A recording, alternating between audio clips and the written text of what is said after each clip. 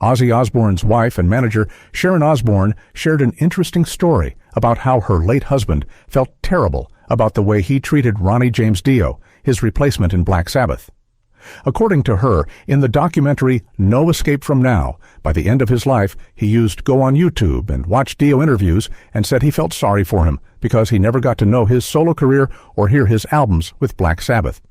She also recalled an episode of when they first met, and Ozzy tried to stab him with a fork at the Rainbow Bar and Grill in Los Angeles decades ago. It was like, "Why are you watching Ronnie?" He goes, "I feel sorry for him. I feel terrible."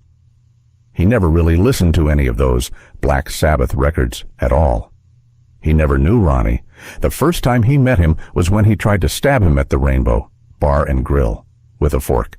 He never really knew the guy and never knew his music, so he feels really bad. So he watches Ronnie James Dio interviews, and I'm like, "What the fuck are you doing?" Sharon Osbourne said.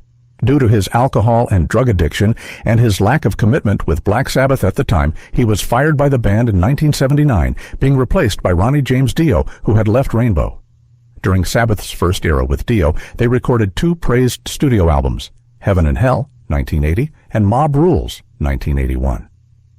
After those records, due to creative differences with Tony Iommi and Geezer Butler, Dio left the band, taking with him the drummer Vinny Appice, who replaced Ward on the second album. Both of them would return in the early 90s to record Dehumanizer, 1992.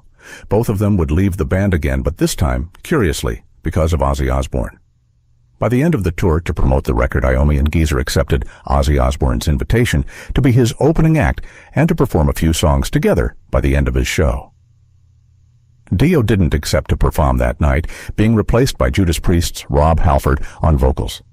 It was the reason why he left Sabbath again, but that same lineup would reunite again in the 2000s when they formed Heaven and Hell, Sabbath's spin-off band, which released one studio album, The Devil You Know, 2009.